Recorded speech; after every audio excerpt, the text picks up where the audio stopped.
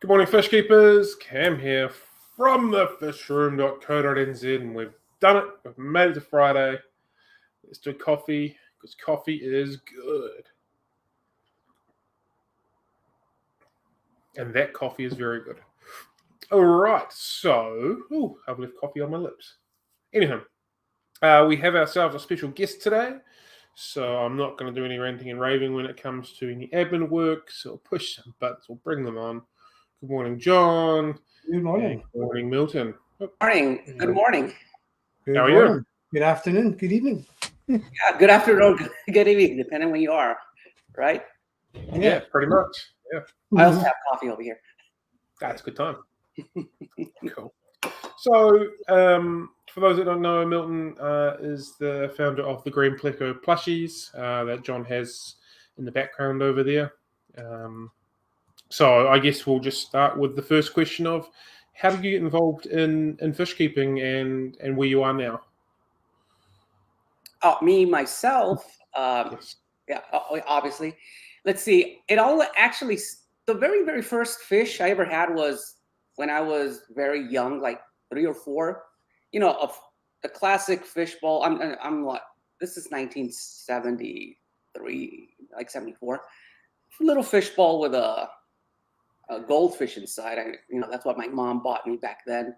That technically was the very, very first fish I ever had.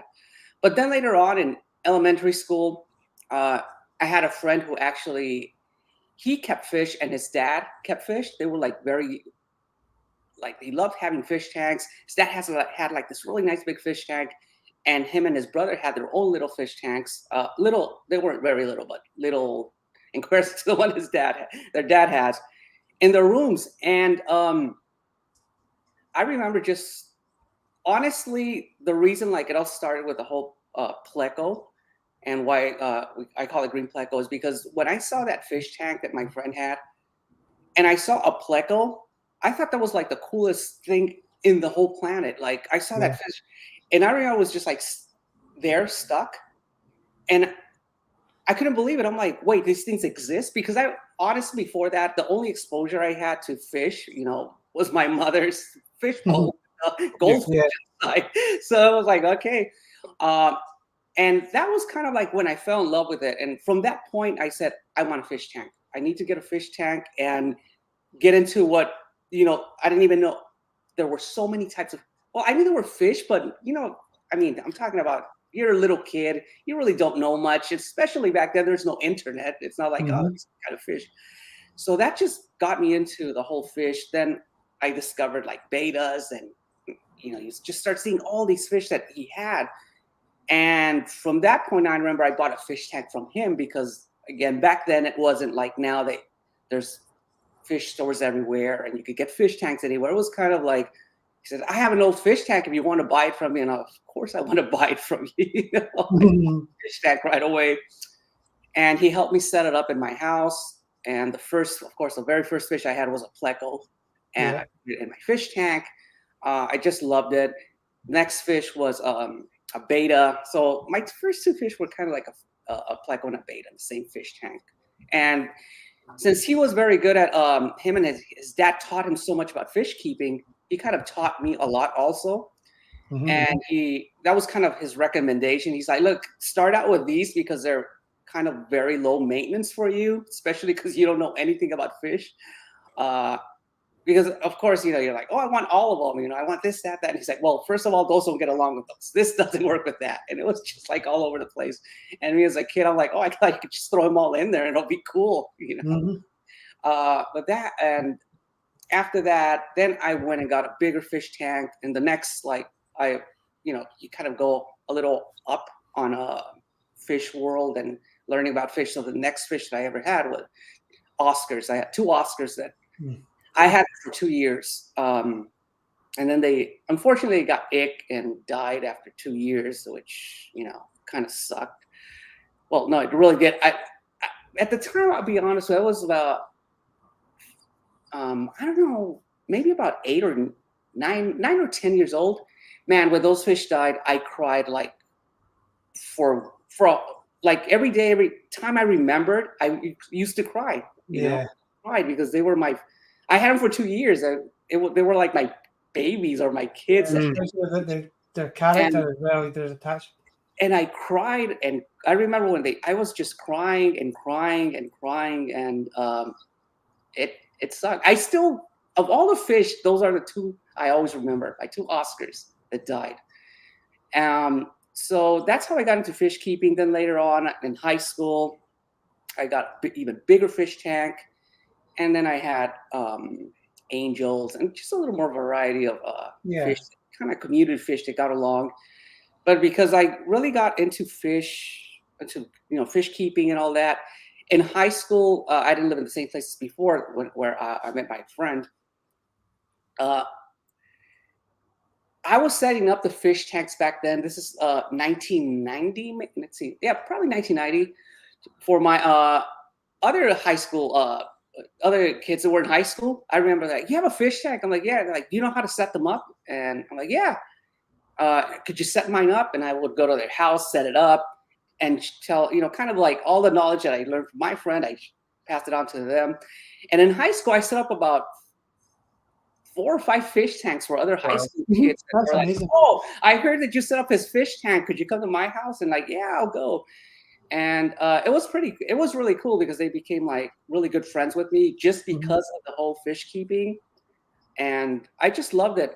After that, I always had a fish tank, except lately because, you get older and things happen. And then one thing leads to another. You're like, oh, I'm going to get one next time. And then, years pass by.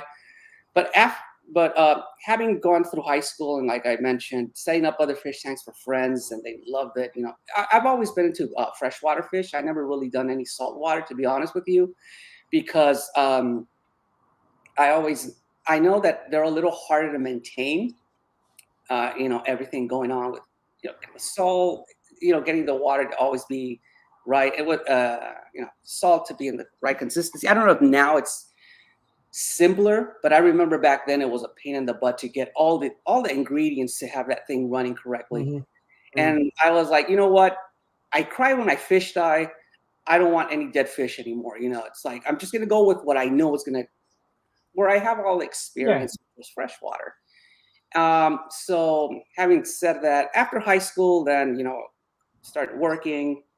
And then when I got my first place, I had another fish tank there, of course. That was an even bigger fish tank. And I had angels, pretty much all the fish, except the saltwater ones. Those are by request that we always get, like, oh, make saltwater fish. But pretty much all the fish that you see that I make are the ones that I've had. That's kind of how I make them, because it's like, oh, these are the ones I've had. They're the ones that I have the most experience with. So I try to always make them the best I can with the knowledge that I have about them. So I try to get all the things that I used to look, well, right now, even now, when I look at them and I go like, this is to me what makes them so beautiful. Yeah. Those are the details that I'm putting into those. I always say, this is my art, the way I see fish through my eyes and my art. So they're very personal then. Yeah, it's very personal for me. They're not meant to be, oh, this is a replica. Like, oh, this is going to have like every single thing about it. It's going to be exactly, no, it's like, no, this is my art. This is how I see these fish. And I feel like everybody sees them like I do in a way, because, they're like, oh, I love it. There are people, like obviously go like, oh, you know what? You should have put this, that. And I'm like, yeah, but those are details that, I mean, unless you're going to look at it with a microscope and be like, oh, Yeah. Other than that, it's like, no, this is what I see. And like I mentioned, I even, like, after that, when I had that other fish tank, the latest one that I had a little koi pond in my backyard.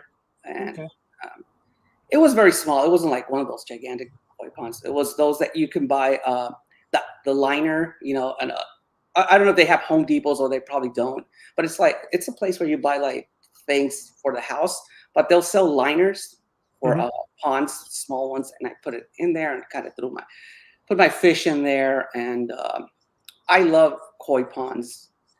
Unfortunately, right now where I live, I can't have one because we don't have like a backyard. But I always also like koi ponds, just staring at the koi pond, just watching him swim. And even with the fish tanks, same thing. I would literally spend like 2 hours just watching the fish swim back and forth. Mhm. It was like Do my you meditation. find no matter where you are, if you come across a body of water, it's a common thing for fish keepers. They just find themselves looking over, trying to find the fish. No matter where it is, if it's a puddle, if it's a pond, you're just drawn to see what's living in it, aren't you? Yes. Yeah. Even if there are not going to be any fish, like there's a little river that when it rains, there's always the river kind of starts flowing. It's a couple of miles from here. Yeah. I know there's not going to be any fish because it's seasonal, that little river that comes by. But I'm always there hoping that I see something. All I see is tadpoles, but I'm like, oh, Yeah. come on, maybe one day there's something gonna be swimming by. Yeah.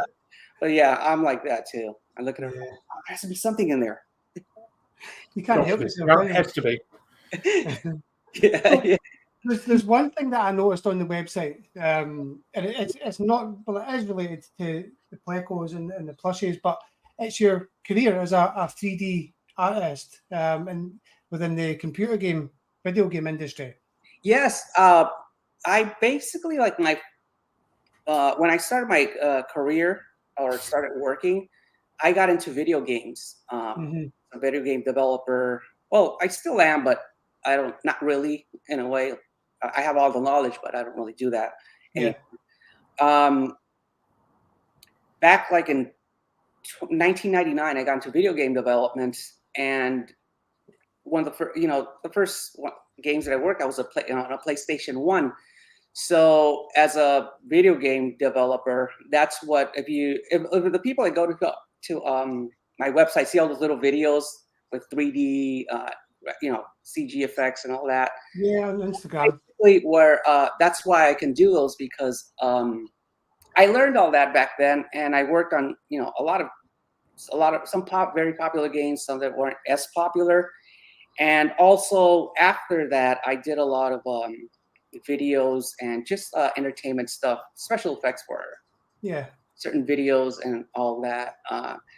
But that's how I got into the whole video game thing. Back then, it wasn't like now that there's our schools. You always see like, oh, learn how to video game develop. Yeah. Back then, it was very. It was hard because it wasn't like now the tools that exist now to develop video games are like so easy. They're still hard, but in comparison to back then, it's just so much easier right now. Mhm. It's almost like out of the box that you could just Do you think that experience has helped designing? Yes, definitely. Yeah. That worked so well with designing the fish is that the plushies especially is that like let's say this beta right here. The way this is when I make these in 3D, I actually model this in 3 dimensions before everything I make they get made. But if the way when you make something in a video game, all this is called the texture here, and it's called when you apply it for it to be correctly put on there. It's called UV mapping or unwrapping the UV map. Okay. Think of it as like my head. When you put a character, basically they split it like this from the back, and imagine that you tear off my skin and put it forward, and that's paint everything. So in a way, I have to kind of do that with all the fish, like unwrap them, tear their skin out like that, the way it would be, and paint over it just like if it was a video game character. So that's how I paint them. Everything's done in 3D. That's in 3D. So I get them all painted. So I get exactly kind of like the way I want. And after that, it's a lot easier for it to be cut out and put into something like this, into cloth, because it's technically it's almost the same thing but instead of doing it in 3D and all fake because it's it all gets printed and on cloth, and then you sew all that together. But essentially, these are unwrapped in 3D and model in 3D. And one of my a friend that I have who's also an effects artist, he's always telling people, you wouldn't believe what Milton does. He actually UV maps, unwraps all these plushies in 3D before they're done, which if you're like a video game developer or more into 3D modeling and all that, people will be like, oh, they'll understand that. Oh, yeah, that's a great idea. I would have done the same thing. Yeah. That makes sense. So, I mean, you can really see that they're not just, quickly made, because the detail in them, right down to, every piece of the fish is printed like a real fish. Yeah. Every aspect of it, and I think that's what makes them so popular. Yes. Although they're plushies, they're still realistic. Yes, they are. I try to get them as realistic as possible, yet as but not too realistic, because it got to the point where I made one that was very realistic, but it just looked like a dead fish. So there's a middle ground where I have to go realistic, but kind of not real. So there's that little right in the middle that works perfectly, because when they're too realistic, they just look like a dead fish. I tried it and I was like, ugh. Just like a dead fish. Although one of our followers, our viewers, Rebecca, she collects dead Plecos and jars and things as part of her life, really. She would probably appreciate something like that quite a bit. Yeah. I can see what you mean. Is putting them on shelves. Yeah. It's not going to have the same appeal, I don't think. Yeah. You don't want it to look like a dead baby. No. Hanging. No.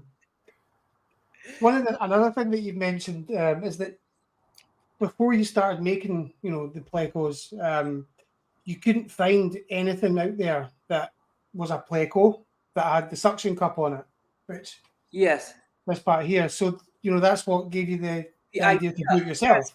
And that goes back to like when I was like I mentioned, when I met my friend and he had the first Pleco. It was that idea of putting a suction cup on a Pleco. I had it as soon as I saw that fish. Mm-hmm. When I went to his house and I saw it sticking to the side of the tank, the first thing that came to my mind said, "Oh, I'm gonna buy exactly like a Pleco with a suction cup on it. Yeah. That's out of like a plushie." Because at that time I thought, "Oh, it must exist already." I mean, it's just such an obvious thing to do that I just thought it existed, and it turned out it didn't. Even though back then it was very hard to actually look around, but I looked around plush places and where they sell toys, and they didn't even know what I was talking about. Like, what is that? A fish? And they would be like, "Oh, there are fish over there," but it was just a shark or whatever. It's like no. So it was as a kid, it was very shocking to me that they didn't exist yet. I just thought it's such an obvious idea. Yeah, a sucker mouth catfish, Yeah, yes, it just to me it did. And so I kind of made one back then. I tried to make one, carve it out of something, and with a suction cup, an old suction cup I kind of found, but it was just junk. It was the first Pro. I wish I still had it, because right now I think it would be so cool to show this was made in the 80s. Was it a suction cup from your heater? No, it was a suction cup from the back then I had one of those bubblers thingies, but there was like a filter you stick it to the bottom. That one. Not one of those. It was one of those, and it was so hard to actually attach it to, because it didn't have like a little ring. It had, it was, the suction cup was like over here, and over here to clip on, it was like this. So I kind of had to do this weird, tie it up. It was just a horrible prototype. For a 10-year-old, it was probably a great prototype. Yeah. Well, I mean, at 10 years old, that's pretty impressive all the same. Yeah. Yeah, but that was how how that came about. And honestly, like your whole life, I always thought of doing it, and my whole life went by. Not my whole life. I'm still alive, obviously. But little by little, my life, goes by. And then one day I just decided to make, I'm like, you know what? I'm going to make one. Might as well try it and see what happens. Yeah. And I made one, and next thing you know, that I'm right here talking to you guys, and it worked out perfectly. And of course, I made one. After I was in the video game industry, and I made it during that time when I was like still working, and kind of going back and forth. It turned like to my hobby. Like, oh, let me see how I can make this. What can I do? Blah blah that. And eventually, I made it. It happened. I showed it to a couple of people like online. By that time, there was internet by this time. Yeah. And it was cool because some people were like, "Oh, cool! Can I buy one from you?" And I'm like, "Okay." It just seemed weird because I thought I was the only person who would do this at the time. Like, okay, I guess. And that's how I came up with the whole idea. I said, you know what? Maybe I should bake them. Made some of them. The very, very, very. This is like the very first one ever made that I ever made. This one right here. Cool. The famous Pleco. This is the classic Pleco. Okay. Pleco is kind of not a replica of this, but very similar to this one. Right. This is the very, very first one. The very, very first ones, they all, it's a very first one because they all have this at the bottom. And this was the very first original ones. After this, I took it out because people, they're like, oh, I wish it didn't have this. Mm-hmm. So I took it out. But the very, very first, if someone has one and it has that, they have like the very first one ever made. Mm-hmm. Like this was the first one I got. That was Series 2. Yeah. Very second. You actually sent this to me, along with maybe 3 or 4 other ones. When I was doing work in Facebook a long time ago. But yeah, that's been in my car dashboard for years, and that's why it's all faded out. But yeah, those were after these. I got a lot of following for these, and people were just asking me, "Are you going to make new ones that like different types?" And I said, "Well, yeah, why not?" So I started making them, and this is like the difference between this is the famous Pleco, and I call it famous because of this other guy over here. So you see, they're similar but not the same. Kind of like different, the tail and all that. But yeah, this actually was the first. This is the wooden prototype, but this is the first prototype ever made that I ever made. Cool. This right here. So that's why it's yellow. It's like old and very faded. So this one's one of those that I'm never gonna sell because this is absolutely mine for me. So this is like forever mine. And after that, the rest of them were, I don't want to say copies of these, but variant of this one. Yeah, the very first one. And I so still would you have. say that's your favorite one then? In a way, yes. This is the one that's never gonna leave. So I'm always gonna have this one. It's my baby. Definitely.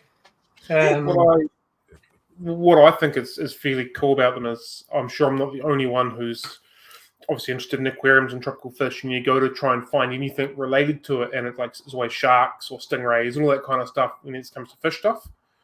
This stuff is actual things that we have in our aquariums, and it just takes it to that next level of coolness for hobbyists, if that makes sense. Yes. It's not just a random generic, shark that someone gives you because they know you like aquariums. It is totally related to what we keep and what we have, which I think is fantastic. Yeah, thank you. Yeah, and that's and like I always I tell people that they whenever they see what I like this that now kind of like I do that now all the time, the plushie thing. They always say, "How come you don't make sharks? How come?" And I don't think they understand. I'm like, you've never had a fish tank, have you? And, oh no! I'm like, there you go. That's why you're not understanding why I've never make sharks. Why I never make, the generic stuff. Like generic stuff. Like we should make turtles. Like, look, if I make a turtle, it's going to be the type of turtle I had at one. Not just like, oh, just a turtle. Yeah. Yeah, I mean, I think the fact that you're making fish that you've kept, that changes it altogether. Yeah. Because, you know, anybody could farm out fish for, you know, all the different kinds of fish. But knowing that each fish and each, apart from obviously the slight variance, but each fish you've got a personal connection to, and that changes it altogether. Yes, I it does. didn't know that at the time. I knew that, you know, the original fish was Pleco. I knew that part, but I didn't know you only make fish that you've kept, which is really, really cool. Yeah, like I said, except for the saltwater ones, because Yeah. those, The Flame Angel. Yeah, the Flame Angel and we're gonna not next year, but the year after that, make another 2. It's because they're requesting them a lot. However, I do like reading about them, and kind of like I always go and see go to pet stores to see those and kind of how they swim, just to get a better idea. And kind of like even online, I look at how they swim, what they do, how they look in certain lighting, because that's the other thing. I try to do the best I can with the lighting, and this is all because I come from 3D, you know, video game development. There's lighting. There's so many things that go into making a 3D model when you play a nice video game, if you will. A new one. It's not like, oh, I just modeled this and ready to go. Bye, next. There's so much that goes into it. Every time I make a fish, same thing goes into it. I do a lot of test and lighting until I get pretty much what I want as a result of what I see through my eyes. For example, let's say this, again, I'm just going to use this one for example. Like this one here, even though, you know, this is the one that we have, and I have on my website. I had like about 3 variations of this one in color tinting. And I always go and I get the 3 variations. I kind of tint them differently and see them. And I go with the best one that I like. Like sometimes they'll be too saturated where I go, that just looks handy. Or sometimes it's just like, and then I'm like, look, this is kind of like the middle ground of all lighting. If you have like really warm light, really cold light, this is kind of the middle ground of it where you go, it's kind of right in between, and it looks good in every type of lighting. So those are the little things that I don't think people, when I'm doing this, they know about, that I go through, because it's just a lot of work that I like putting into them. I don't like just like, boom, stamp, next, boom, next. It's a lot of work. Some of them I seem like, you can see it in the detail, even just in the simple neons. They're just different. You know, there's a lot of work that goes into these, and you can't deny it. And thank you. I'm glad you guys are noticing all those little details that I put in there. They're not just there because they're there. I remember one of the comments that I liked a lot, and I found it very satisfying, was so I can't remember who, the Oscar, the orange Oscar. Somebody commented, I love how you even got that little green little tint they have sometimes on there with a Oscar. And I'm like, thank you for noticing that I actually got that little green tint. I'm like, because I've noticed that sometimes they look a little greenish, some reason in certain places. And those are the little, right there. When somebody commented that, it made me feel so good, because I'm like, you see, those are the little details that most people will be like, I see a fish, you know. No, but when you're a fish keeper, you fall in love with the little details. Yes. You spend that much time staring at your fish tank that you notice every little bit. There was what was it? There's a question here just from somebody that's watching. I'll just pop it up on the screen. You just seen outside of Plecos, what's your most popular kind of plushie? What is your most popular kind of plushie when it comes to fish outside of Pleco? Besides the Pleco, I mean, I like all of them because I've had it, but because of my personal favorite types of fish, the Oscar. Because I have a special attachment because of my 2 Oscars that died when I can't get over it. I'm 48 and still crying over my fish that died when I was like 9 or 10.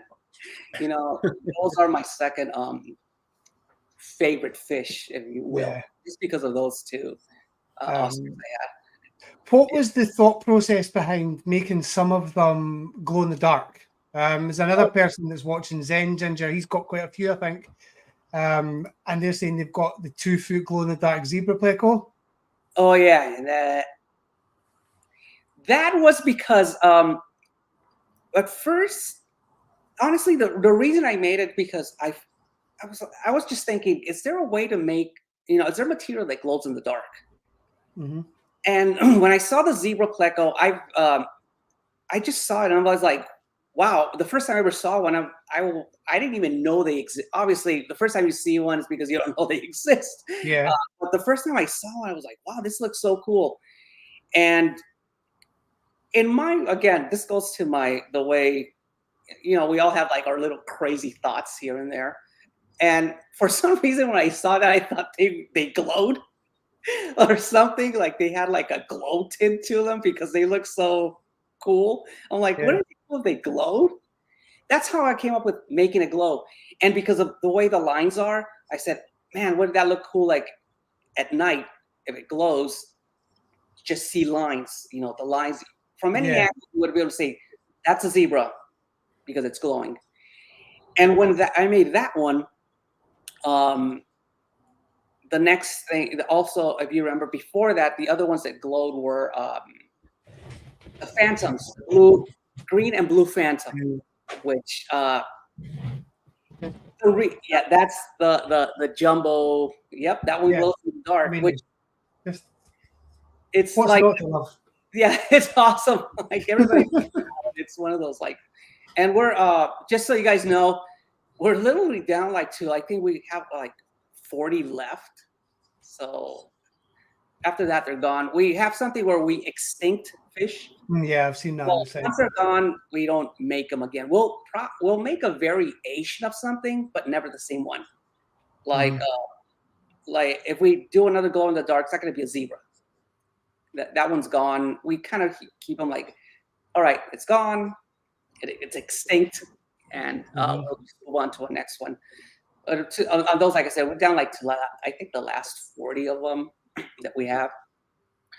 However, going back to the whole glow thing, but the very first ones that glowed were the phantom plecos, the blue and green phantom. If you remember those, they were part of series 2, if I remember correctly, or was it 3? There's so many series now that I really can't remember exactly. The reason those was the first time I wanted to see how things glowed was because when I saw the phantom pleco, the pictures that I saw online of them when I became familiar with it, I'm like, when you see them like online, especially, they always seem like to look like they're glowing. They have like this really nice. I don't know. They almost look like velvet when you look at them. Even the ones in real life, they have like, it's depending on the lighting again. Yeah. But it was very hard to get that kind of look, in my opinion. And I was like, I need to get that type of look somehow. And it was kind of my experimental kind of see if it worked. So I got some glow in the dark material just to see how it kind of looked. And when I saw the way it was glowing, that it glowed. If you look at those, what they glow, they have like, they're very speckly. Like the glow parts of it are very like little dots of glowing. Yeah. Glow areas. It worked perfectly for the phantom. If you look at a green phantom or blue phantom, especially with the dots, after you put it in light and then you turn the lights off, it actually looks very similar to phantoms, like blue or green phantoms, where they have like this really nice lighting on them. It just has this nice little pop, and I loved it. I was like, that's perfect. That's kind of what I wanted. So that's how those came along also. The 2 that glow. And we're also going to make, not this year, but next year, not this series, next series, we're going to make other things that glow. I don't want to say what it is, kind of keep it like a little mystery. But it's going to be, a lot of people have been asking for this for a long time. However, it's going to be really cool. I'll make sure I'll tell you guys about it. We'll go through it once I have those prototypes, which will probably be next year. Yeah. Show it to you. You'll be like, oh wow, that's cool. So that'll be series 10. Is that right? Series 11. Oh, actually, yes. We already have the ones for this year. okay. Series 10. But those will be series 11. If you want to see the ones for series 10 right now, one of the ones we're going to have is we're finally going to make this guy here. The Parrot. This is the first, this is like the prototype. So this is one of the things we're going to be making. This is the prototype. It's going to be pretty much similar to this. However, the mouth, we're changing this. Again, this is just the prototype right now. It's going to be it's not going to be black, the mouth. Mm-hmm. So it's going to be very similar to this. We have some of the prototypes for sale. I always sell the prototypes because some people go, oh, those are cool. Yeah. But this is one of the ones we're making this year. It's going to be part of this year's, the Blood Parrot. Mm-hmm. I'll show you the other one here, which is we're going to be making pufferfish. Oh, I was wondering when you were going to make them. So the pufferfish are coming too. This is the pufferfish we're going to be making. And this one here is also, I mean, we get emails like, oh, make this, make that. One day, once we're big enough to make, a lot of them at once, we will do like, but right now, this is kind of like what we're going to be making because we also have to sometimes restock other ones that we have. So this is the pufferfish, you can see. And this one, again, it was, same process to design them. And like always, I try to get them as close as possible for them to look good and kind of like, in a way, match most people's pufferfish. Yeah. So everybody goes like, oh, it's very similar to mine. Or sometimes, oh yeah, it does look like mine. Because especially fish that have a lot of different spots. It's possible to get Have you ever based one? Sorry, have you ever based one on a photograph of an actual fish? Oh yeah, yes. Yeah. A lot of these, they're based off photographs, but then I have to retouch them, redo them, paint them in Photoshop, put them, on other softwares to clean things up. But yes, I do need a lot of references from fish, like online. I go and look at them because I need to see like all the little details, especially with every other fish that's out there. I go, oh, look at this. Oh, wait. I'll get, for example, for the pufferfish, I saw, I looked at a lot of pea puffers, for example, and I kind of go like, well, this one's a little like this one's like a little this. So you get like all this kind of mash it all together, try to get the best out of it. And based on what I remember from my pufferfish and, all that, you go, this is what it looks like. Like one thing that, like this is a good example. A lot of times when you look, a lot of online pictures that you'll see, they look very green. I guess they, with the camera or whatever it is. But I'm like, you know what? I remember they look kind of yellowish to me. They never looked green. They had like this yellow, golden tint. But they like how you've got the colouring to the back of the eye socket. Yeah. Which is something that really stands out, especially on pea puffers. Yes. So, yeah, this is like, I like basing them on, try to get as, I always, because in video game development, that's one thing we do. And I'm kind of using the same techniques.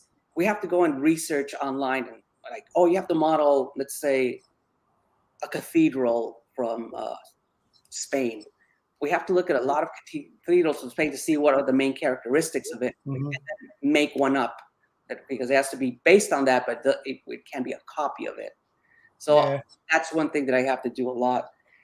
And here's some other ones. This one here, because we're running out of all the phantoms that glow in the dark. This is another phantom, but this one does not glow in the dark. However, this is going to be a more I want to say more realistic to what you would see. See, this is gonna be, and this one's just gonna be called a phantom. It's not a green or blue phantom. It's more of a, it looks more blue, but it is just we're calling this one just a Phantom Pleco. Yeah. You can see it looks like it's going to be, it looks really nice if you actually see it on here. I'll just go through all the ones we're making this year, and we're only going to make 5. Here's this one here, which is just kind of a spotted Pleco, kind of a snowball. One might be able to call that a snowball Pleco or some description. Yeah. Snowball, and you can see on this one, even on, you can see how I added all those little blue tints on there, so you can kind of, it's black but not really. And those are little tints that I always see like on them. Now again, this is the prototype, so you might see because it is the prototype. I just want you guys to notice that the printing here is backwards on this part here. It's supposed to be going. Well, yeah, I just noticed that. Yeah, you can notice that. So like they are the prototypes, but the real one, it's gonna be correct. Or I always say, you know what? Later on, when they become collectibles, like super collectibles, they're gonna be like, oh no, I want the one that's printed backwards, because it's always the ones that are wrong that end up being the most valuable ones. Oh no, it has to be that one. Why? Because it's printed on backwards. So this is another one we're making, and the last one, and this one here is my wife's gonna be like, of course, he's gonna mention. I love watermelon, like watermelon fruit. So, and then when I found out there were watermelon Plecos, I said I have to make one, because so we're gonna be making this watermelon. Oh, that's pretty cool. See, this one's here. It's like this one. I just fell in love with it when I saw the watermelon Pleco. I was like, yeah, I never seen anything. Yeah, that's quite similar. Yes, it's similar to one of the older ones, obviously, but that's the thing. When this one goes extinct, well, when we're down to the we're out of those.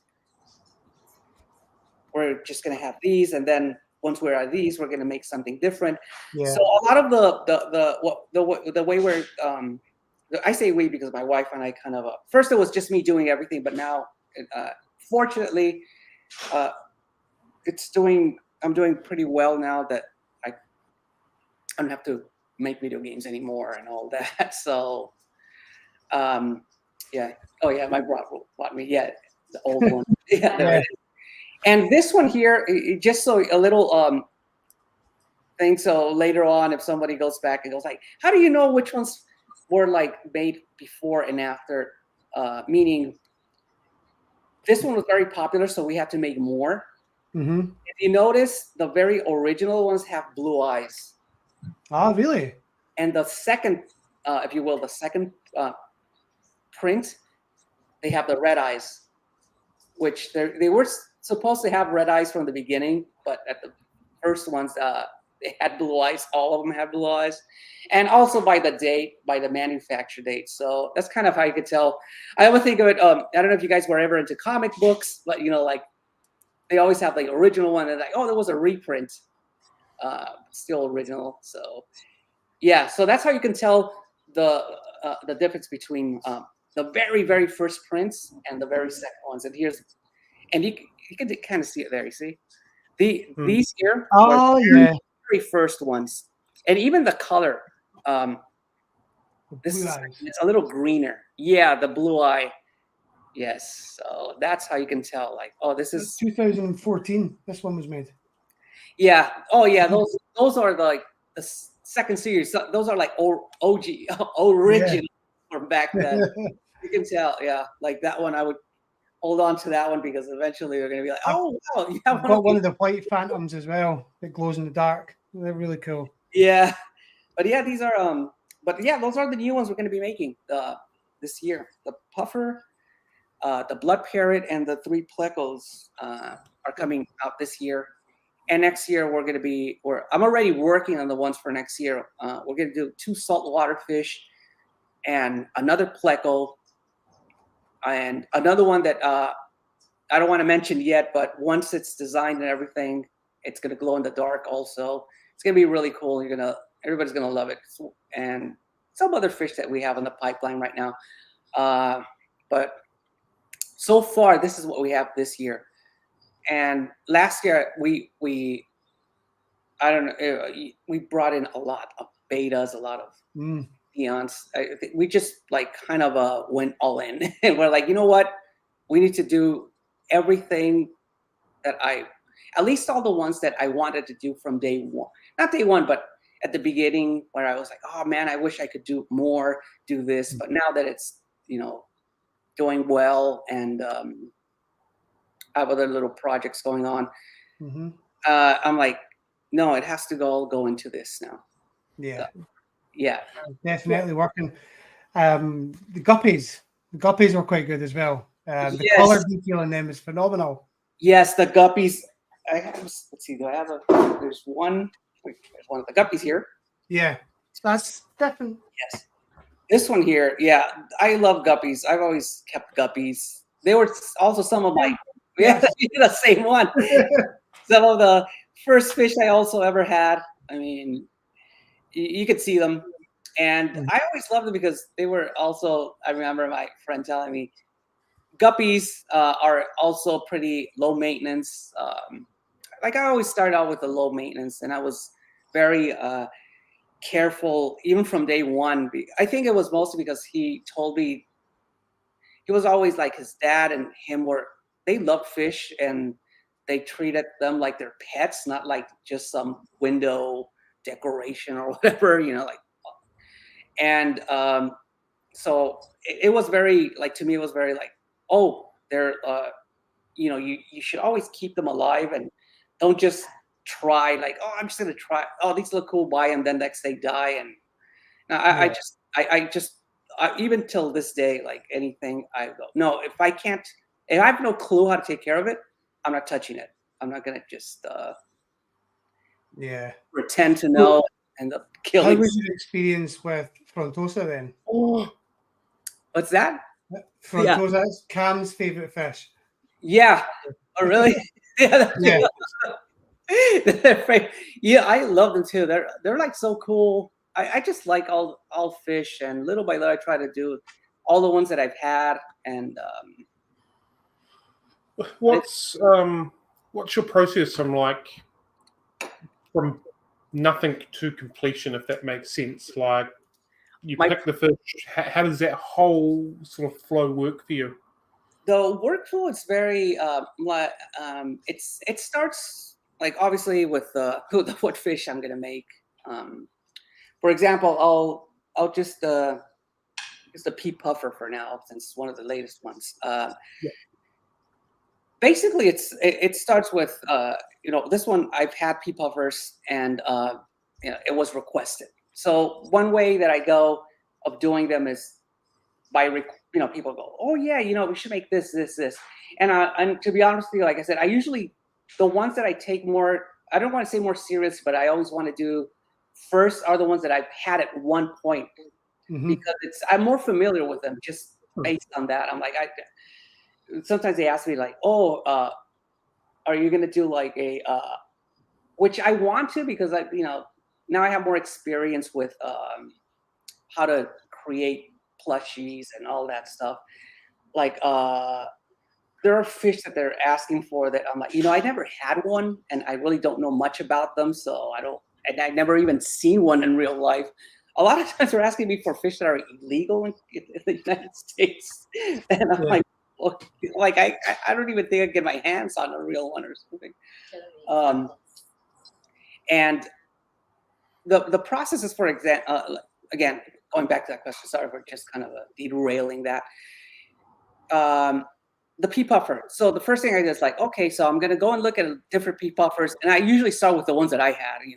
Like, okay, this is kind of like what I had, and I'll look at, like I said, I'll do a lot of research, like looking at pictures. That's the first thing. Like, oh look, they all look different, and you can see here that I even have like different sizes of this one here, and go with the process of, I first look at all of them, and let me get a different one here. See, like this one we're not making. It's this the one that I'm making. But you can see that when I start designing them, I do different types of them until I get the very right one, which in this case was this one. I have even like over here, there's one that's very similar to this one, but it's more green. Yeah. So you can see like this one here was like the winner in that form, that you go like, oh yeah, this one is kind of like accomplished, gets everything. So like I said, I'll do the whole research and look at the different patterns. The next thing I do is I'll go and literally model a 3D version of it, and whatever software I'm using for 3D, Maya or 3D Studio Max, Blender, whatever software is out there that I have installed on my computer. Some of them are free, some of them are not free. So I make a 3D version. After that, what I do is I literally unwrap it in 3D, which is the whole unskinning it. I bring that skin, when I unwrap it, into Photoshop, and from the references I have, I'll paint them on there.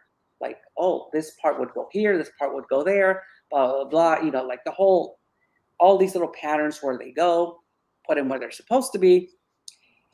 And because it's already unwrapped, I could look in 3D how it's looking. So if I have to shift, like for example, this shape here, it's too forward.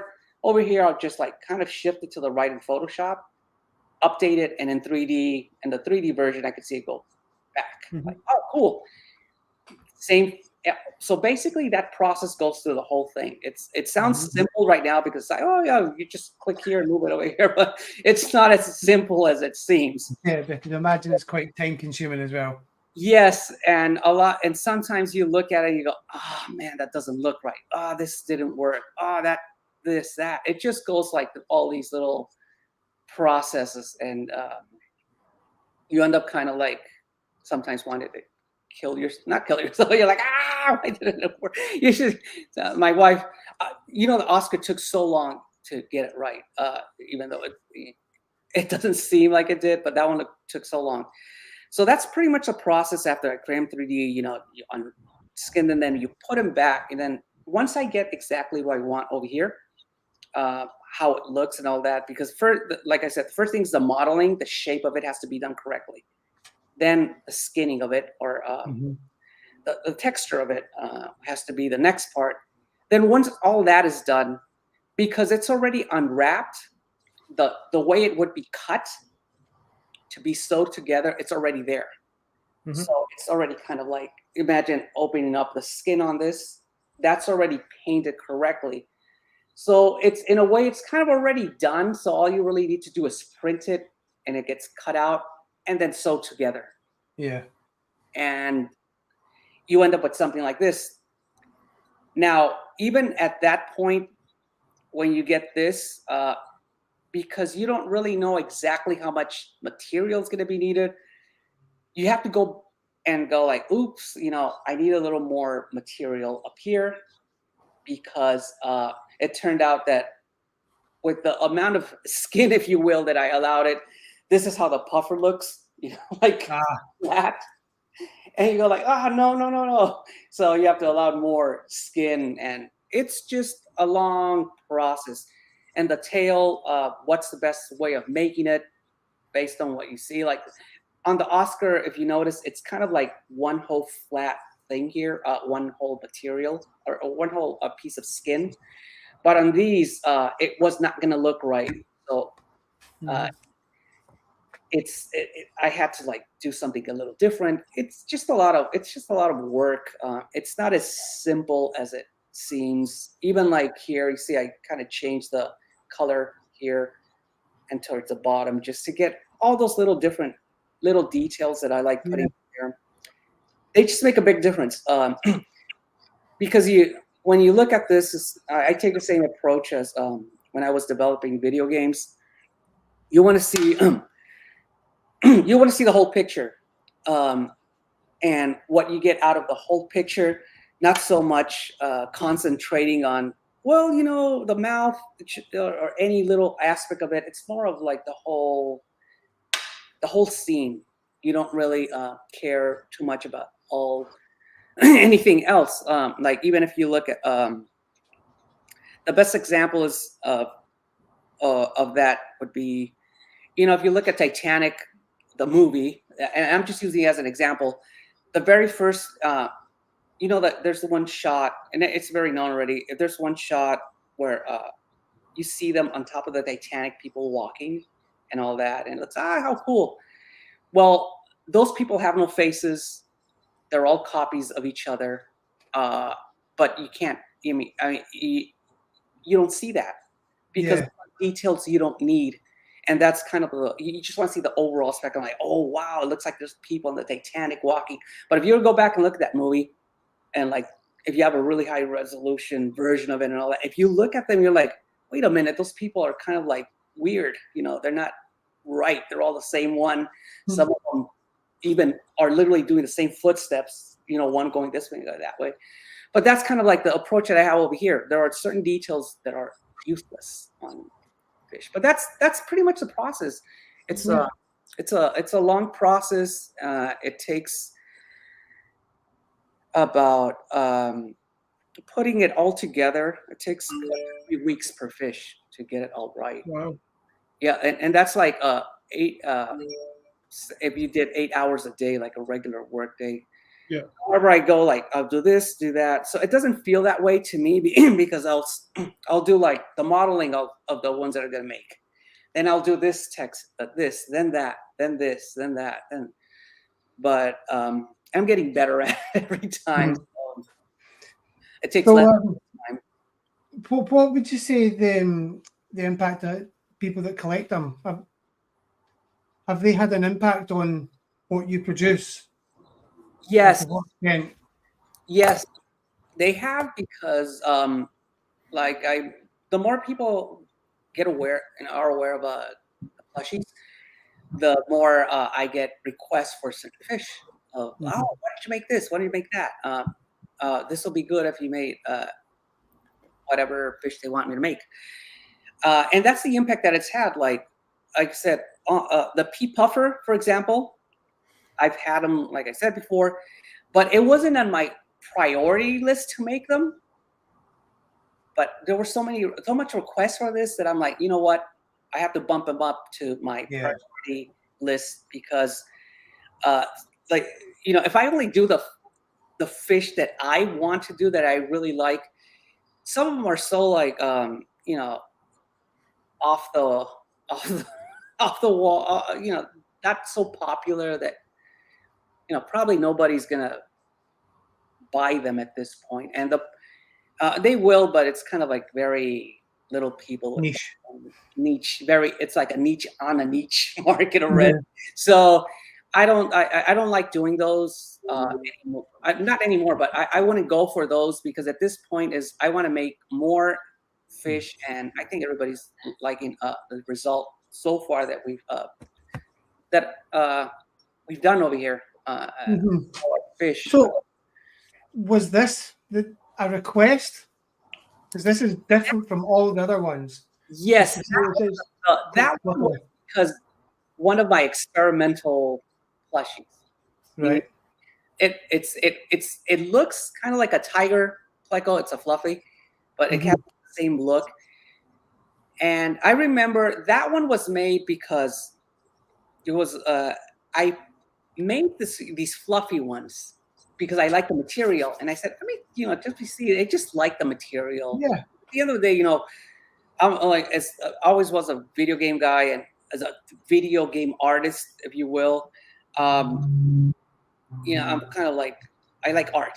I like playing around with art, and I saw that material, and I said, I wonder what it would look like. It would be cool. People would like it. I just thought it would look cool with that type of material. I remember there were 3 different types of fluffy materials that I've had. And I made one, and I made the 3 of them, and I remember putting them like, oh look, the fluffy ones, and I started getting like, oh, you should make those, you should make those, you should make those, like fluffy. They look pretty cool, like, and I decided to make them because it was already designed, because I already had done it, and they liked them, and that's why I made them, because I got requests like, oh, you should make them, you should make them. So sometimes, like that one was one of those experimental things that I showed on Facebook. I remember back then, like, oh, that's cool, make them, and I made them. So Yeah, that's it's the fact that it's so different from the rest of them just makes it really cool. yes, it's but now we're trying to stay more towards like I said, things that are more realistic, not realistic, but fish that really do exist. Where the experimental stage that when I started is snails. Yes, those were also a request that, honestly, when I started the whole Pleco thing, I called it Green Pleco because I thought at the beginning I'm like, I'm just gonna make Plecos, period. I was gonna supposedly, I thought I was gonna make every single Pleco in existence. And I was like, yeah, I don't think I could ever make every single Pleco in existence because there are so many, it's like, yeah, so that wasn't gonna work. But that was the whole thing. I'm just gonna make Plecos. I really wanted to make other fish, but it was kind of like, I almost thought that the only reason the Pleco sold was because there were only Pleco people out there that would like that. And I thought, well, the functionality of it sticking to the tank, that's kind of what I'm going to stick with. That's what it was originally designed for, and it just works. I didn't really see how that would work with any other fish. But then I said, you know what? Let me try on the Frontosa, and I just put it on there, and it, I'm like, you know what? I know they don't stick to the wall, but they look cool against the fish tank, or on a window or wherever. And I was like, you know what? I'm just going to do it on all of them, and it worked. And that's kind of like one of the things that Green Pleco has that we do. That we always put a suction cup on them, so you can put them on and it's always by the mouth. And I've had requests where they go, why don't you put the suction cup up here? So we could put it against the fish tank sideways. And you always put them down here like this, so they are always like a Pleco or stuck on the side. The reason I like doing it this way, drop the fish over here, and I'm always going to stick to it being on the mouth or on the bottom part here. It's because that's the kind of the thing we do. I like doing. That's it. It's like, this is it. If you don't like it, you could cut it off. It's very simple. Scissors. And do you have the suction cup, a fish with the suction cup patented now? So yes. You own that kind of thing, don't you? Yes. Yeah. So all that's like kind of like the thing that it's ours now in a way. So, and I now, if that's kind of like our thing, we already did it, and we were the first ones. I remember when I started, somebody was a guy who distributes over here in San Diego to a lot of fish places. He saw this and he contacted me, and he's like, oh man, those are so cool. He was like a big, he distributes to a lot of stores, like just fish equipment. And he contacted me and he goes, you know what? You have such a great idea that just out of nowhere. And I started, he goes, since you're the first, you're going to do very well with them. And it was kind of very cool because at the moment, there wasn't like, most people didn't even know what Green Pleco was, or it was very, this was way back then. I mean, and it felt, I kind of like, that's kind of what got me to continue the whole thing and take little by little, take it more seriously and put more money into it, because I was getting a lot of positive feedback and from fish keepers. So it was very, very, it was good for me. So to get all that feedback and everybody liking them. And that's kind of how it went. And I loved it. And till this day. I think that's what I'm going to do for the rest of my life. These plushies and the videos that we make, my wife and I, those videos, we just make them fun because we're like, you know what, that's what we want to do. Yeah. We have no rules. There's my wife. Well, that's it. You're having fun and it's working and it's keeping going. So working, enjoy it. Yes, and we just do it for at this point we're always having fun, and we're like, oh, let's record, like let's make this little movie about this, let's make a movie about that, let's do this, let's do that. We just throw up a green screen at home, and like, and she says, I'm glad that I have like my own studio here. He calls me the studio, my own video special effects studio. Yeah. And I'm like, yeah, I'm your own special effects studio. And it's funny sometimes because she'll request things and I'm like, whoa, I'm not like, I'm not Universal over here. I can't do that. I can do this, that, and that, but that's like, this is like, what do you want me to do? It's like a team of 30 people. It's only me. Although, I mean, what you do produce on your Instagram account is really good. They're funny. And I think that's the main thing. You can tell that you are both having fun. Yes. Yeah, that's what we are. And we are. We're like, let's do this. Especially the robot that comes in with the sheriff outfit. That's brilliant.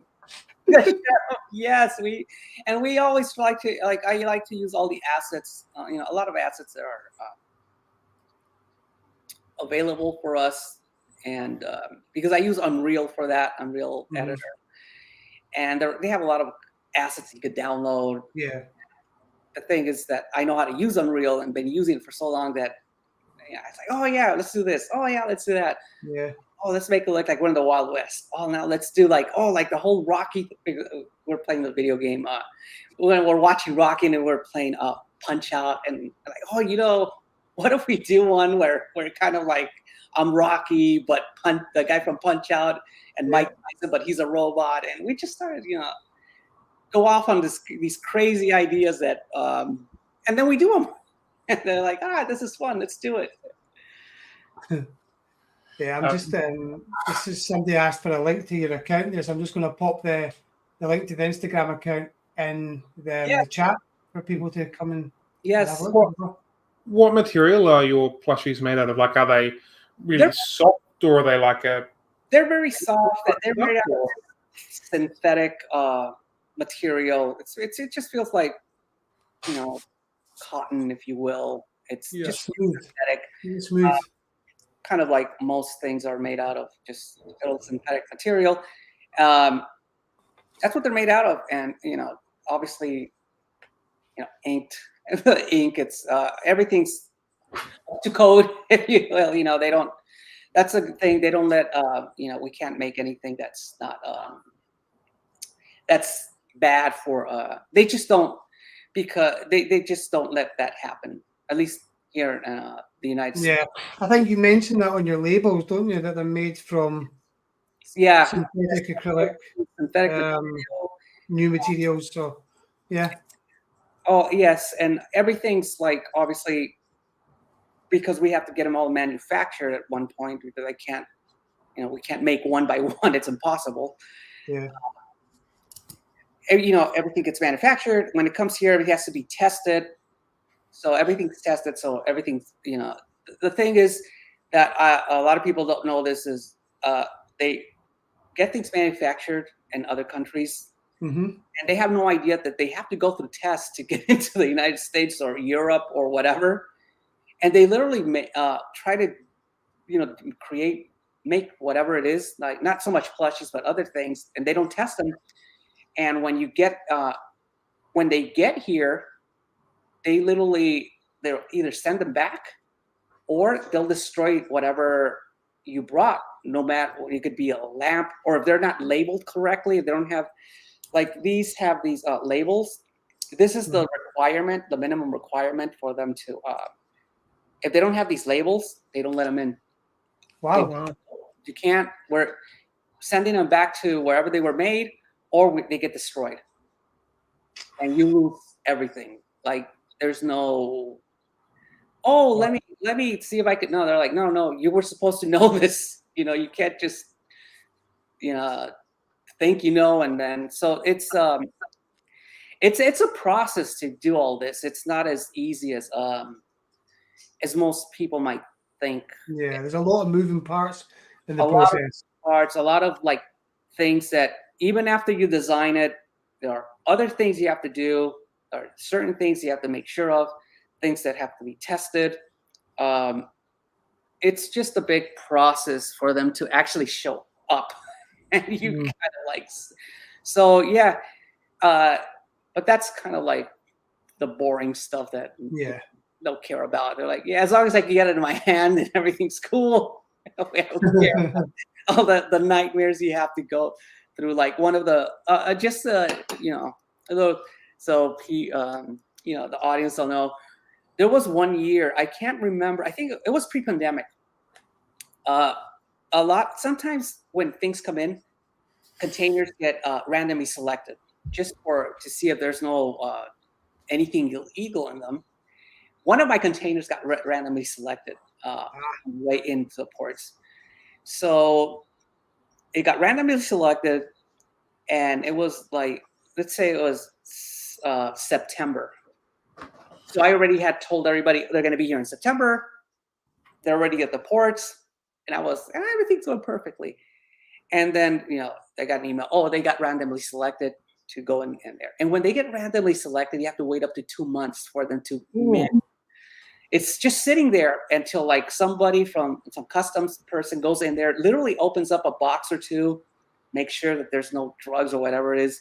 They'll take out the fish, like one box, like, and test them like with whatever they have to make sure that there's no any material that's not legal or contaminated or that's bad for humans. They actually do that like randomly. And that year, it kind of the good thing is all our clients understood. I told them, I was honest. I got randomly selected. It's going to be 2 months. I know I promised them this month, but it's 2 months from now because they're just sitting there. And it took like 2 months. And once they did the whole process, like, oh yeah, everything's fine, then they give them to you. So it's like I always take, we always take that risk of whenever I order, bring things in. I'm like, God, it's very rare. But when you do, it's like, oh man, now I have to wait about 2 months for them to clear. And it's just the waiting part. There's no like, especially with when you know that everything's fine, you're like, now I just have to wait. And that's there's no. That's just one of those things when you're importing stuff, isn't it? It just yes, it's like sometimes you get randomly selected. But it's only happened to me once. Hopefully, it's the only time. But if it ever happens again, I already know the process. Like, all right, I got to tell everybody. All right, I know we promised they would be here this month, but now I have to wait 2 months until. And you can't hurry them up. That's the worst part. It's just they're like, look, they'll get to them when they get to them. Wait. Yeah. Where do you have them manufactured? They're manufactured in China. Yeah. And from there they go to Hong Kong, and it's just like this whole. I don't know what they. Just like everything else is manufactured in China. They get tested, they get tested and all that stuff. So it's a long process. And as I got into doing this, it's pretty interesting. I realized how things, every product, containers when they come in, a lot of people think like, oh, I could just order things and bring them in and sell them here. And most people don't realize that, for example, they'll say, well, doesn't it cost, for example, so much? Let's say, doesn't it cost 10 cents to make this cup in China? Or doesn't it cost $5 to make this cup and you want to sell it for 30 over here? And it costs $5 to make. You go, yeah, it costs $5 to make. But to test, the R&D that goes into it, when you're done, you're already in at $10 to $15 by the time it's in your hand to sell. Most people don't realize that. They go like, but doesn't it only cost $5 to make? It's like, well, not really. So yeah, those are little details that that I just want people to know. So I mean, you've basically turned a hobby into a business.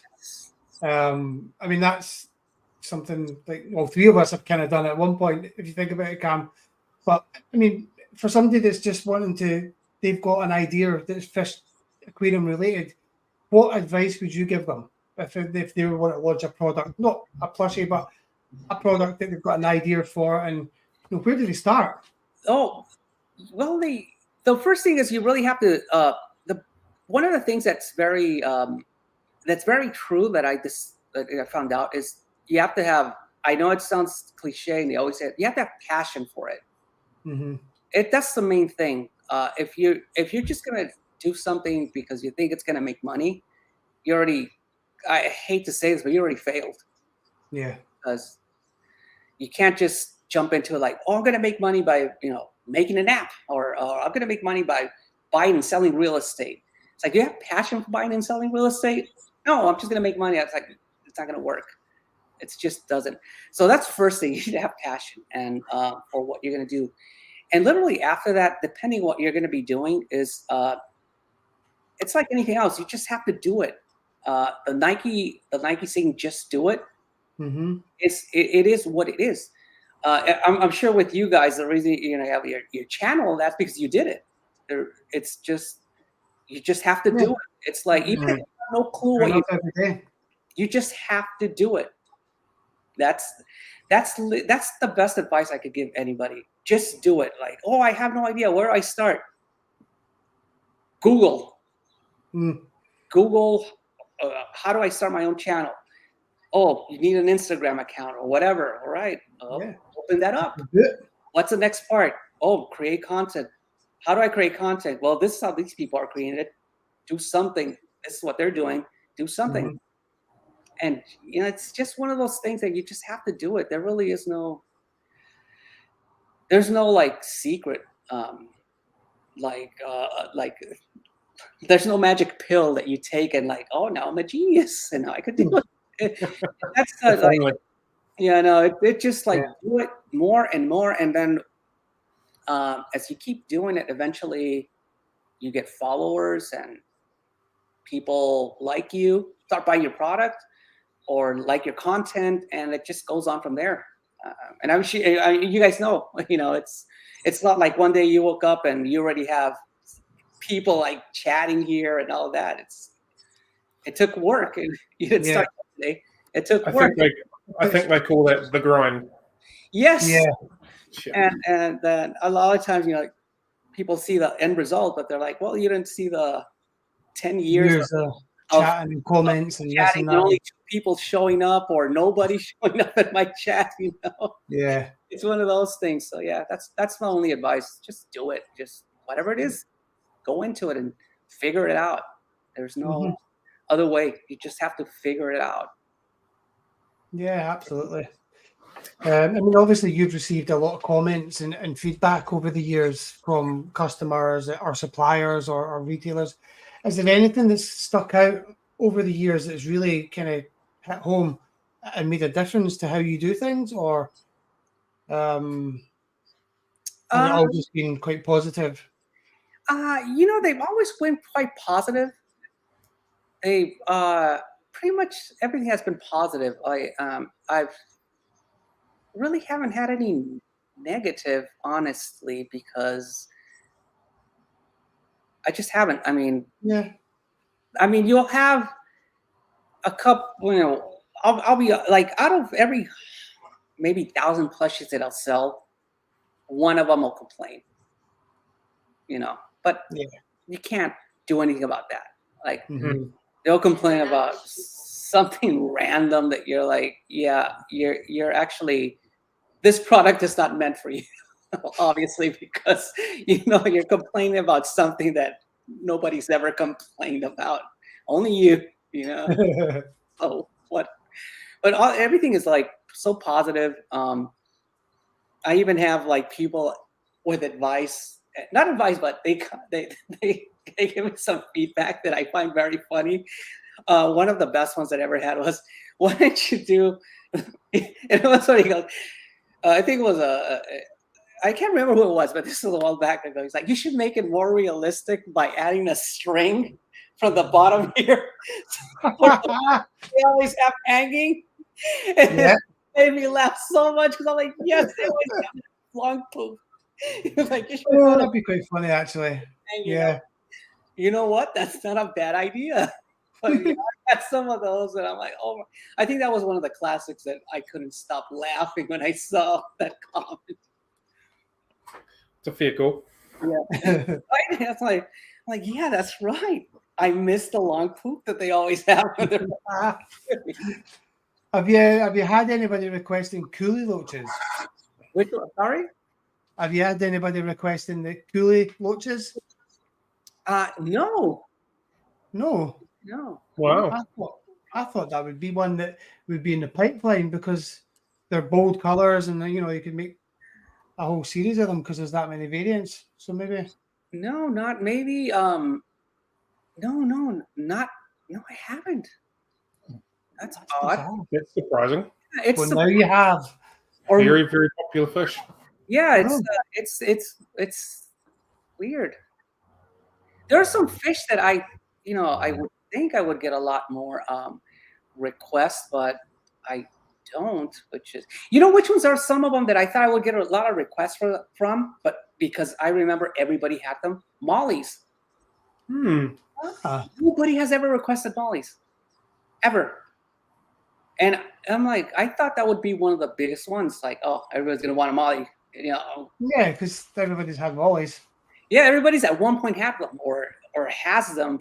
Nope, I've never had anybody request mollies. Let's see what other ones I've never had anybody request that are very popular. Well, to me, mollies, because I had them, and I thought that they would be one of the first. The snail that you showed, that was a request. Yeah. And I got out of I'm like, oh, snails and shrimps. And, Yeah, I've got the shrimp somewhere as well. And those were also like some of the requests and I started getting out of like fish and going like, oh, this, that, and not so much fish. And the snails were just, and the shrimps were just so much requests for them. Yes. That I have to say the angel fish is really cool. Yeah. That's pretty impressive. I remember I had a couple of angels, 2 angels actually. I had, and those when I had them in high school, I was lucky enough that I just bought 2 angels, and they actually were male and female, and they ended up putting all their eggs all along the side of the filter of all the worst places they could put them. So it was so hard to keep those babies alive. And but that was kind of a pain in the butt. I wasn't ready for that, for having. I think mollies is something you need to look at. Yes, I mean, it's yeah. I just that's the first time I've ever seen somebody should make mollies. But yeah, I just I don't know why. Nobody until now. Eventually, I will. But What's live in our series? yes. What mollies would you? What's their? Because I used to like the black mollies, the ones that were all black. Those were like my favorite. That's the other thing. There's so many colors with mollies that it's a sailfin Dalmatian. Yeah, that'd be pretty sweet. That'll be cool. Yeah.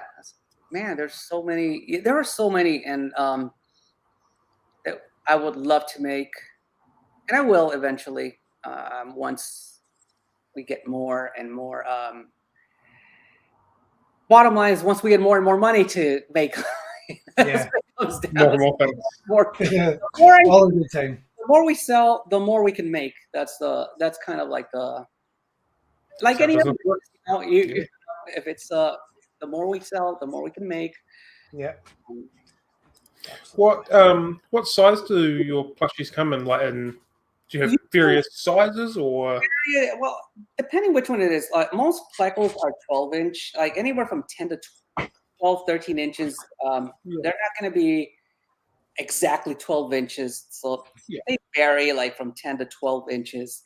There's a 24-inch Pleco, which is the zebra Pleco that John's holding right there. The Oscars, we have two versions of them. The 12, it's about 13 inches, 14 inches, and the 24-inch, which is the jumbo. You can see how big this one is. So, see, this one is a jumbo. It's a behemoth. Yeah, my kids love them. Yes, Absolutely love them. yeah, I love. These are we kind of use them as pillows. We have in our bed, and these are the ones we have in our bed. These two, I'll bring them over. But these, and again, because my two Oscars here, that's why I made two versions of them, small and big ones, well. because look, they're just awesome. Like even people who are not into fish, when they see them, they're like, "Oh, these are so cool!" Yeah. And they have it is the lava one as well. That's phenomenal as far as like seeing it through a screen, detail wise. Of that looks very much like a yes, look at that's gorgeous. Jumbos. Yeah, these are awesome. I love them. They're some of the proudest. I just love them. We sleep with them. Literally, this one, the one over there, are the ones we sleep with. I brought them up. I tell I'll bring them from the bed so I could have them here. Yeah, guys, they're awesome. Yeah. So, and look, even right here, I have these small. This is like a small version of the puffer. But even like this, we make two versions to see which one's the one that's going to work best. This thing's flipped my camera, so when I go this way, I think I go this way. And we came up with a conclusion that this size is nicer than, even though this is smaller and cuter, this one here, just when you look at it in real life, you go like, oh no, this is way nicer. One that works better. Nicer. So that's why we decided to go with this one.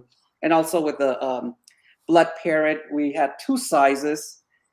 But this bigger one it's just the bigger size of it. Yeah, it kind of emphasizes the chunkiness of them, and you get that in a better size, definitely. Like the goldfish.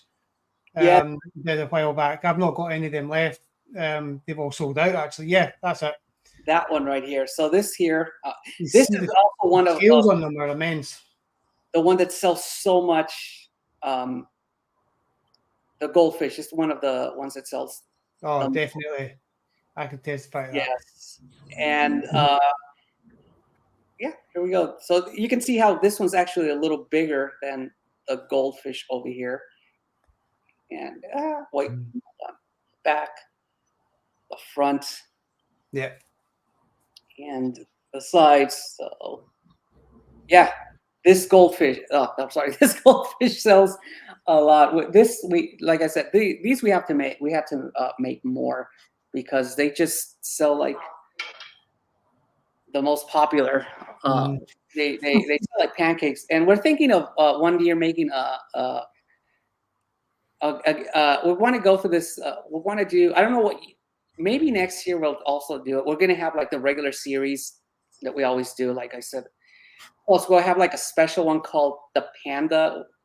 My wife and I think of the Panda series, meaning we want to make like a panda goldfish. All the fish that have like panda goldfish, like a Cory panda, this panda, just like like a panda series. It's not a panda bear, but it's like, oh, they have panda goldfish. Yeah. This, a panda that, a panda Cory, a panda whatever panda. Yes.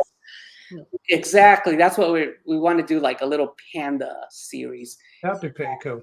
Those are little things that we want to experiment with because they're really beautiful fish that we like. And we're like, you know what? Everybody likes them, Even, so what do you do with the prototypes that don't make the cut? We sell them on Etsy. Okay. Yes, and we those prototypes you could I can just I've seen your Etsy account actually. I've seen that. Let's see. Let me go here. Let's see. I'm gonna Present. Can go there, or if you guys have the. If you click present down the bottom, it should allow you to kind of screen share. Yes. Let's see. I'm trying to look for. And I have a mess here. Hold on. Let me go to. Let's see. And let's see here.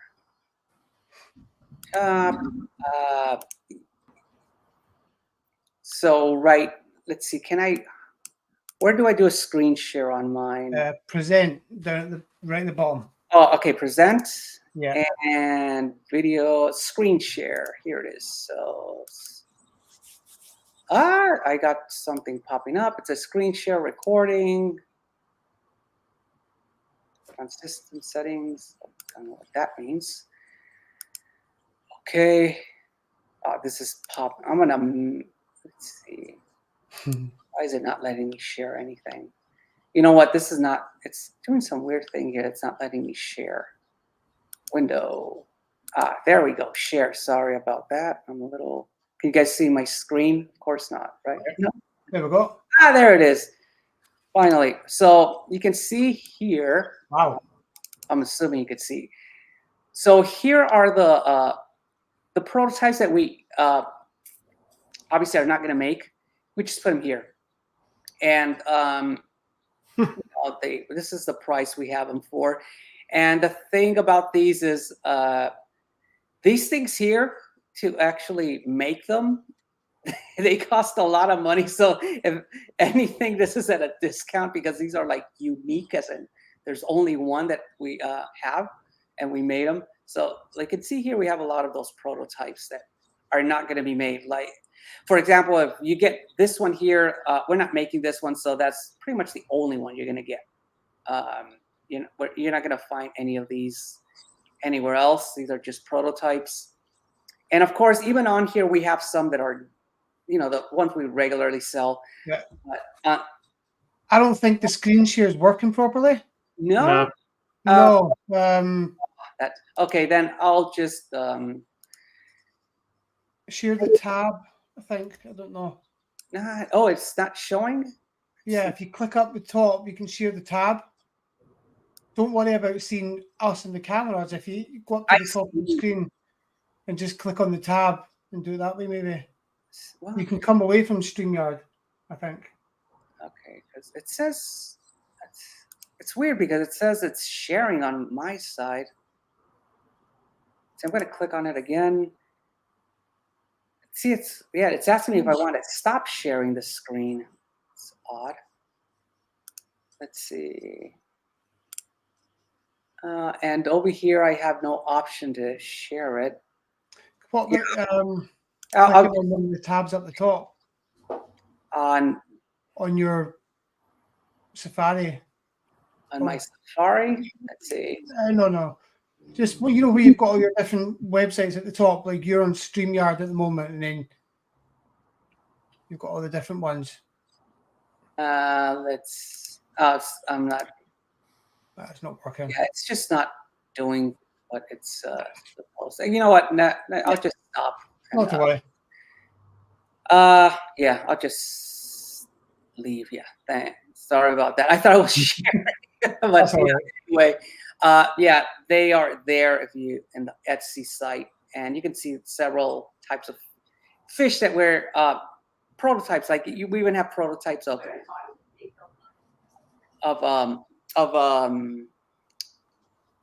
the pea puffers and others that are on there, like even some shrimps that are red ones and blue ones. Those are just the prototypes. They didn't look exactly the way I wanted, so I'm gonna redo the whole shrimp ones also. So the ones that are there, just like one-offs. So if you like those, get them. If somebody likes those, they could go ahead and get them. Because if later on they ask for another one, like I've had people, some of the prototypes that I had before, I've had people, because you could still see them. They're like, "Could you make me one of these?" I go like, "No, that's it. That's the only one that was there. We're not making that." Mm-hmm. You should have got it when it was there. Not, that's too late. What's your criteria for making one extinct? Like, is it it's not making the sales numbers? It's a series that's run its line, or how does that work for you? For me, basically it works with we want to put another one that's similar or to it that comes in new. For example, this watermelon pleco is going to take over the royal. Once the royals are gone, this is it. So we still have enough royal plecos, but the royals are eventually going to just fade out, and they're going to be extinct. And this is the next one, and that's basically the criteria that we go through. We go to the next one, and then like even the sunshine pleco, it's one of our best sellers also when it comes to plecos. And what we're going to do is we're going to have a variation of it once these are all gone, which is going to be the golden nugget, which is similar, but it's going to be the golden nugget, and it's going to just be different, but similar to it. So that's the criteria, because we don't want to just keep pushing the same one. Like, no, you've got to keep them fresh, yeah. It's like, no, we want to do new ones, and new ones, and new ones, and there's so many that we just can't. There's just so many, I'd rather just do more different ones than. Yeah. What about doing caves for them as well? You can sit them inside. Oh, that's plushie caves. Right, plushie caves. Yeah, that'd be pretty sweet. A plushie cave. Yeah, that sounds funny. And I'll add the poop thing here too. Yeah. What sort of a run do you do on them? Like, do you make 4,000 or 5,000 of them sort of scenarios, or are they more limited numbers, or? There's a limit. There's a minimum limit to. So it's usually anywhere from 4 to about 4,000 has to be kind of like the minimum that I usually go for, because one of the main factors is that there's like a minimum amount that you have to order, but then again, there's some things that I have to make more of, so there's only so much capital, if you will, money. Yeah. I can only make, like, I'll do the same one next year again, because now I'll have more money from this year to make it again. Yeah. So do another 4,000 or whatever it is, and eventually, like, oh, now let's fade that one out, bring in a new one, because we have something that's going to replace it that's similar, or just because we want to do something new. Period. If there was enough money to do everything, none of them would go extinct. It would just be like, kind of like, we'll just make new ones. Because right now, even like the ones that gone extinct, we still get requests from them. They're like, oh, I really want the whole collection. Where could I get an emperor or a marble? Do you have one laying around there that, and I don't. I mean, maybe one day, and one of the I'll dig in there, and there's like, oh, look, there's like a bag of marbles still here, but right now, so far, those are kind of like gone. I'm hopeful that there's a box somewhere, maybe, where I put maybe one of them or something, but no, they're I already know they're not there. I tried looking for like the glow in the dark ones, the phantom glow in the dark ones. I moved that. It took me so long to move all the boxes, because we have a kind of like a big storage, and there's like tons of boxes in there, and I have to go in there and sometimes dig through things. And I did a small inventory, and I went through every box, because I'm like, no, there has to be more glow in the dark phantoms, because I'm like, I remember ordering so many. It was like a wall of them, of boxes, but they're all gone. I was like, no, that's it. They're all gone. I've got the white one. What's that? I've got the white phantom glow in the dark. I've got that. Yes. It's still in my car, because my granddaughter loves to sit with that when she comes in the car. So yeah. And they do. the glow in the dark part is awesome. You know, Yeah. I love it, and it's and yeah, this new this is the Phantom that's going to replace both of them. This one here, it doesn't glow in the dark, but it's going to be the one that replaces those both. So see with the blood parrot, the blood red parrot, what made you decide to move from the yellow variant to the more orange one?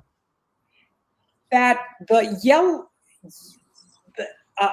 if you, because most of you know, I always see most people have them like they're more in the orangey tint, and yellow doesn't print very well. The yellow color. Looks. See, like right here, it has a lot of yellowish up here, and it goes orangey kind of down here, and the color gets a little more saturated towards the bottom. And this again goes with the whole trying to get it to look as close as it will to a blood parrot, because one thing that's very hard to do is to get the colors to look correct on fish.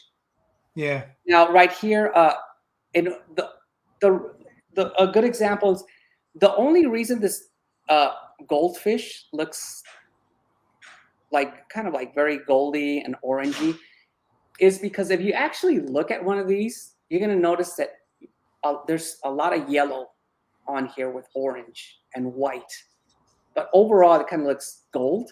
Kind of the same thing happened here. After trying to do like yellow, see, like when you print yellow, it's, you go like, and one thing that I'm sure the audience might say like, well, it looks yellow up here. Why can't you just do it down here so it looks like this?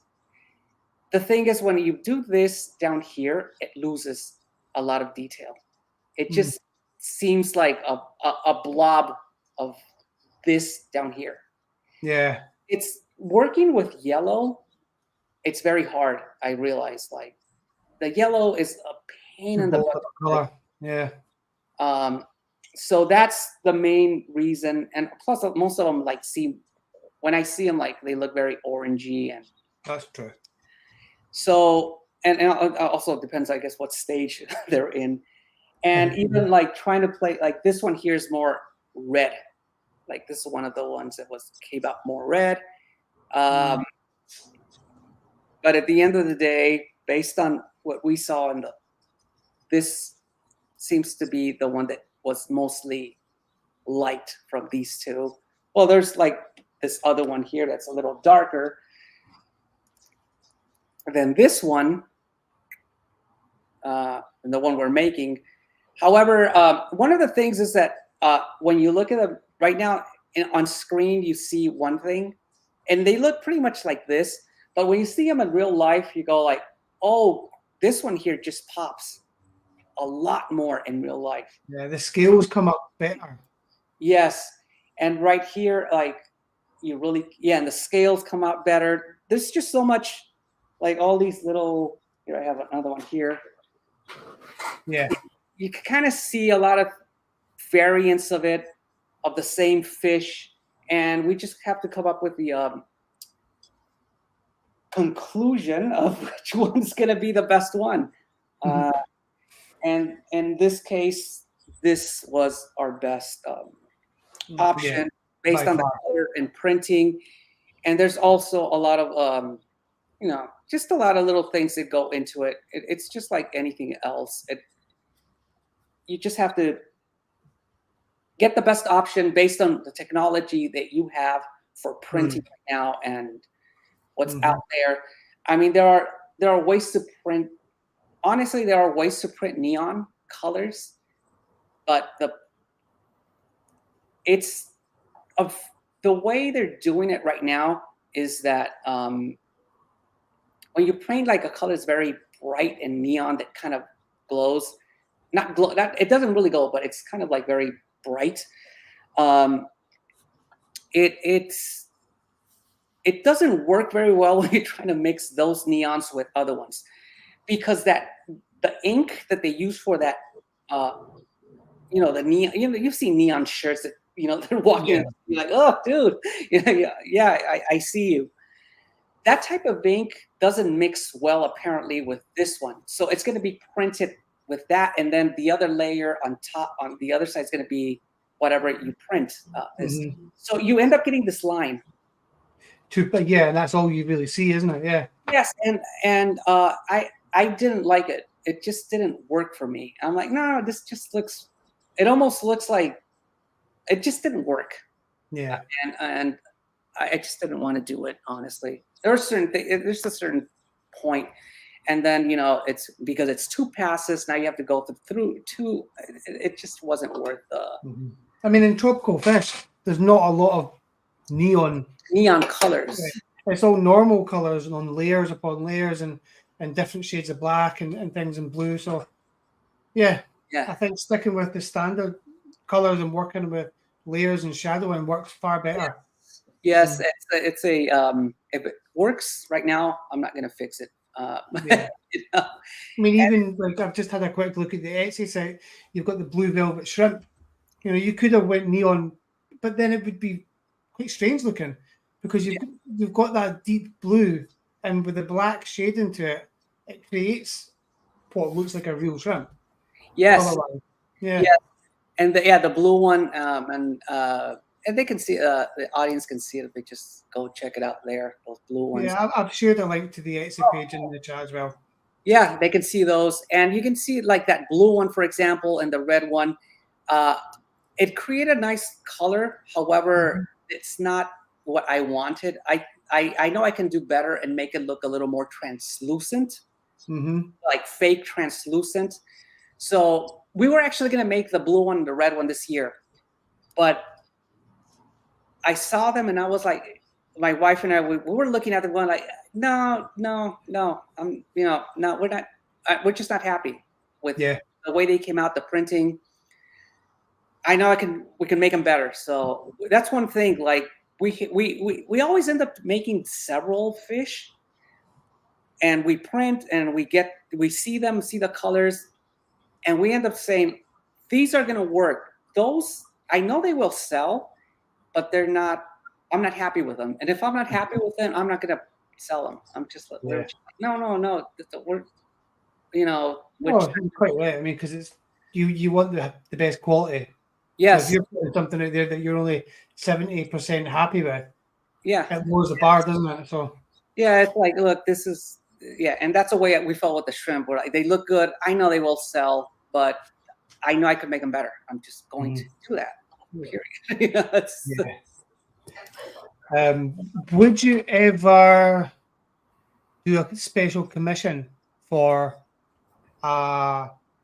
example, a super popular, famous fish keeper? A collaboration. Yes, like I would, if the situation was right. I mean, I really don't. It would have to. I would have to know the circumstances and what. You'd have to feel a connection with that person. Something that what's the circumstance? What are we doing? Why are we doing it?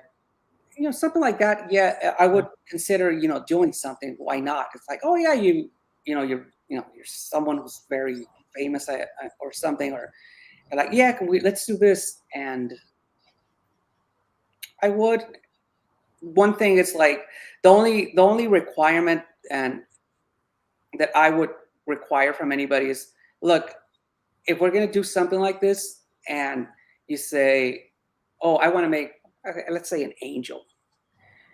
For example, I would say, all right, okay, we'll make what angel? This angel. Yes, but I design it and I have final say. There's no, oh, no, make it more blue. Make it, no, I'm the artist. Yeah. It's your product. Absolutely. So that's how it would go. Just like right now, with the times that I do, like my wife kind of like gave me this idea, but now with the years of experience and development and special effects, she goes, when they hire you now, you tell them, I'm the artist, it's my way, or go hire somebody else because you're hiring an artist to do this. If you need somebody to just do what you want, go with somebody. You need to have that creativity. Yes. You can't just carbon copy their idea, because if you're producing it, it comes from you. So yes. And I'm not going to, exactly. You nailed it. I'm not going to change the formula that works. Mm-hmm. Absolutely. Just because, I'm not going to change the formula that works. I'm not going to go to Ferrari and tell them, this is the car I need you to design. And like, we've been doing this for years. You're not going to tell me how to design a Ferrari. Exactly. Like the Green Pleco Ferrari, it has to look like a Pleco. Like, what are you talking about? Well, you've got the airplane. You could make a plushie airplane. Yeah. Like Pleco airline. Pleco line. My wife and I talked a lot about that. We're like, the Arrow Pleco. We're like, man, one day we're gonna make so much money that I'm gonna make that Arrow Pleco a reality. Thing flying around here, like, let's take the Arrow Pleco and fly somewhere. But yeah, we've got about 4 or 5 minutes. We've got to close it up. I've got to go open up my shop. All right, sounds good. So we like to close off our coffee dates with School of Six, which is just a very, very quick set of 6 short form questions. Sorry. All right. So if you are ready, let's rock and roll. Yeah, go ahead. Cool. Doing a coin toss, do you call heads or tails? Usually tails. Because that never fails. Are we alone in the universe? No. Paper, scissors, rocks. What's your first call? I think scissors. I'm not even sure. I don't play much. There's my dog. If you could have a meal with absolutely anybody in the world or in the universe, alive or not alive, who would it be? That's the hard one. Bruce Lee. Cool. Yeah. Are you a tea or a coffee drinker? Coffee. I thought that would be an answer. Black. Black coffee. It has to be black, or otherwise I don't drink it. Yeah. And what is your unicorn fish? This can be either for you to keep or for you to produce, take photographs of. What would be this one fish that's just right up there for you? You know which one I would like? There's this saltwater. You know the one that has that little light in the bottom, right? The anglerfish. Anglerfish. I would love to actually see that and take, in life and take a picture of it. That fish there, because I only see pictures. So if I could take a picture, I'm going to be there. Oh my God! It's funny. My daughter makes puppets, like dragon puppets out of paper, and she made one. She likes to make them. Obviously fish related sometimes, and the last fish related one had the anglerfish bulb. Yes. Just the funny you mentioned that. Yes, that one. That one I would love. Cool. Well, that's the end of my School of Six and the end of the time that we've got. So thank you very much for joining us. Really appreciate it. Thanks everybody for being here. I'm sorry I didn't get to answer a lot of questions, but I was over here talking. Yeah, it's fine. Where can people find you and your products if they're looking to buy some things? greenpleco.com. You can find us there. You can email us there if you have any questions. If you have any requests, and you're like, it'll be cool if you make this. Of course, one thing, if you request a fish, do send us a picture to get an idea of which one you're talking about, the color exactly, because I know I mentioned Molly, but everybody's gonna say, black Molly, this Molly, no. Yeah. So yes, our goal is to make as many plushies fish possible. So we are growing. We are very humble to say that people love our product, and they are designed with a lot of love. Yes. A lot of love, more than anything, passion, love goes into them. And I think the reason is that my husband loves the actual fish. Yeah. He loves his pets, and that's they're not designed. Although kids love them too, but it's not a toy for kids. They are designed from someone that loves fish to others that love. Another person that loves fish as well. And the passion, somebody mentioned in the comments, the passion travels through from creation to the customer. Yes. And we also have retailers. We have we love working with family-owned aquariums because we're family-owned. So Yeah. so we're all about helping each other. So we have a lot of family-owned aquariums. Me That's too. awesome. And that's how we spread the love. You know, we like to give. We like to give. We sell them individually, but we also sell them to aquarists that have their stores. And usually they family-owned fish stores. That means they're into fish as well. They have a passion. We share that with our retailers, that the passion for fish, and that really goes to others. Yeah, So. Good. absolutely. Everybody should love fish keeping. Yes, I agree. Right. Well, I better once let again, Cam go and open up his shop now. Anyway, thanks so, very much. yeah, for it's your been a time. pleasure talking to both of you. Thanks everybody for watching. Thanks, everybody. All right, Have a take good care. one, team. Get in contact. Bye. If you Catch you later. or everything. Thank you. Thank you. Bye.